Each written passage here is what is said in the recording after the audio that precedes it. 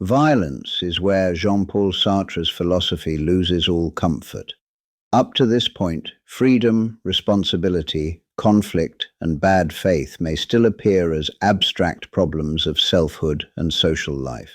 Violence destroys that abstraction. It forces philosophy to confront bodies, suffering, and irreversible acts. Sartre does not treat violence as an anomaly. He treats it as a possibility that emerges from the same structures that govern ordinary human relations. The clash of freedoms, the pressure of constraint, and the collapse of justification all converge here. This is why Sartre refuses to dismiss violence as mere irrationality. Violence appears when conflict can no longer be managed symbolically. Language fails, recognition breaks down, institutions harden, possibilities narrow. Under these conditions, action is forced into extremes. Sartre insists that violence does not arrive from outside human freedom. It is produced by it, under pressure. This claim immediately raises suspicion. It sounds like an excuse.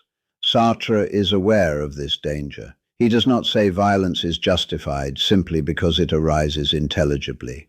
Intelligibility does not equal innocence. Sartre's central claim is more disturbing. Violence may be unavoidable in certain situations, but it is never purified by that fact. To understand this, one must first understand what Sartre rejects. He rejects moral absolutism, the idea that violence can always be condemned from a position outside history. Moral absolutism treats violence as a violation of timeless principles. Sartre believes this position is dishonest because it ignores the situations that produce violence and the constraints under which people act. But Sartre also rejects moral innocence, the idea that violence is justified by necessity alone. Appeals to history, oppression, or inevitability function as alibis. They explain why violence occurs, they do not absolve it. Sartre insists that violence always remains an action and therefore always remains a choice, even when options are catastrophic. This does not mean Sartre equates all violence morally. He is not flattening differences. He is insisting on responsibility. Responsibility does not disappear because the situation is tragic. This insistence forces a distinction between explanation and justification. Explanation answers the question, why did this happen? Justification answers the question, was this acceptable? Sartre allows explanation freely. He insists on justification relentlessly. Violence for Sartre is often explained by reference to constraint, oppression, desperation, historical pressure, or systemic injustice. These explanations may be accurate. Sartre does not deny them. But he insists that explanation cannot do the work of justification. To say there was no alternative is to describe pressure, not to eliminate responsibility. Sartre insists that alternatives do not need to be good to be alternatives. When every option is disastrous, choice becomes tragic, not mechanical. This is where Sartre's philosophy becomes hardest to accept. He refuses to let violence be cleansed by necessity. Even when violence is intelligible, even when it is provoked, even when it appears unavoidable, it remains a human act with human meaning. This is why Sartre insists that violence always carries guilt. Guilt, here, is not moral self-hatred, it is acknowledgment. To act violently is to accept that one has crossed a line that cannot be erased by explanation. One may believe the action was necessary, one may believe it was the least evil option, but one cannot pretend it was innocent. This refusal of innocence separates Sartre from both pacifist absolutism and revolutionary romanticism. Pacifism often condemns violence without acknowledging the situations that force it. Romanticism celebrates violence as purifying or redemptive. Sartre rejects both. Violence is neither simply evil nor secretly good. It is tragic. Tragedy, for Sartre, does not absolve responsibility. It intensifies it. Violence also exposes the limits of justification itself. Justification seeks reasons that can be shared, defended, and recognized. Violence often occurs where shared justification has collapsed. The world becomes divided into incompatible perspectives. Each side sees necessity where the other sees brutality. Sartre insists that this collapse does not eliminate responsibility. It multiplies it. One must act knowing that justification will fail, that one will be judged, and that one may never be vindicated. This is why Sartre believes violence should never be approached lightly, even when it appears historically necessary. To act violently while believing oneself morally pure is, for Sartre, the worst form of bad faith. Violence must be owned as violence. At this stage, Sartre is not offering an ethical rule about when violence is permissible. He refuses to provide criteria that could be applied mechanically. Any such criteria would become another alibi. Instead, Sartre insists on lucidity. One must see violence for what it is, an act that destroys, an act that cannot be undone, and an act that commits the agent beyond intention. This lucidity does not paralyze action. Sartre does not demand passivity. He demands seriousness. By the end of this first part, the basic position should be clear. Violence emerges from human freedom under extreme pressure. It may be intelligible. It may even be unavoidable. But it is never clean, never innocent, and never beyond judgment. The problem, then, is not whether violence can be justified in the abstract. The problem is how one lives with the meaning of violent action once justification fails. That problem cannot be resolved philosophically in advance. It must be confronted where violence actually occurs, in history, politics, and collective struggle. If Sartre rejects moral restraint as obedience to rules, prohibitions, or fixed limits, then the problem he creates is extreme. Without commandments, duties, or external boundaries, freedom appears unrestrained. Critics assume this means permissiveness. Sartre insists it means the opposite. What restrains action, once rules are gone, is responsibility that cannot be escaped. Sartre's philosophy removes the most common mechanism of restraint in moral life, the ability to defer judgment to something external. Law, duty, tradition, reason, or divine command all function in the same way. They promise that restraint can be guaranteed in advance. They allow individuals to say, "I did not do this because it was forbidden," or "I did this because it was required." Sartre dismantles this structure completely. Once restraint is external, action no longer belongs fully to the agent. Responsibility is shared with the rule. Obedience replaces ownership. Sartre sees this as a moral failure disguised as virtue. This is why Sartre insists that rules do not restrain freedom. They displace it.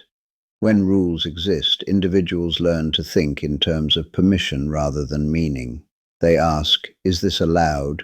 instead of, "What does this do?"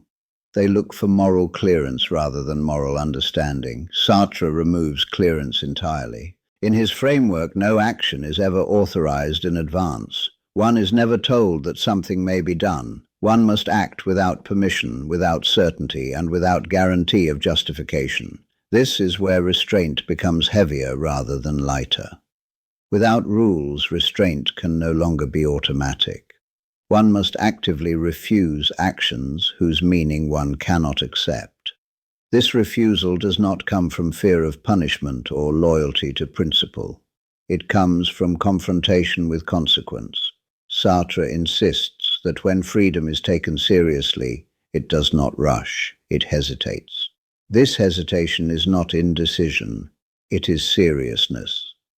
Seriousness for Sartre is the awareness that one's action does not end with intention. It extends into the world, into other lives, and into futures one does not control. To act seriously is to feel the weight of this extension. Rules suppress this weight. They allow individuals to act quickly and cleanly. Sartre refuses this cleanliness. This refusal is most disturbing in situations involving violence. Moral restraint traditionally functions here as absolute prohibition. Never kill, never harm, never coerce. Sartre refuses these absolutes. not because he dismisses violence, but because absolutes promise innocence. If violence is absolutely forbidden, then refraining from it feels morally secure. If violence is committed, the agent feels morally destroyed. Sartre believes both positions are false. Refraining from violence is not morally pure if it sustains oppression. Committing violence is not morally pure if it destroys freedom. Sartre refuses to resolve this conflict in advance. Restraint, for him, must operate inside tragedy, not above it. This means that restraint cannot be reduced to abstention. Sometimes refraining is the greater harm. Sometimes acting is the greater harm. Sartre insists that restraint is not about avoiding harm at all costs. It is about owning the harm one allows or causes. This is the point where Sartre's ethics becomes unbearable for many. There is no safe option. Every path carries implication. Restraint does not protect one from guilt. It exposes one to it. Sartre believes that most moral systems exist to prevent this exposure. They create zones of moral safety. If one obeys, one is absolved. If one disobeys, one is condemned. Sartre dissolves this structure. Once dissolved, restraint becomes internal to freedom itself. Freedom restrains when it recognizes what it is capable of doing. When freedom sees its power to reduce others to objects, to destroy meaning, to normalize domination, it recoils. Not because it is forbidden, but because it cannot accept what it would become.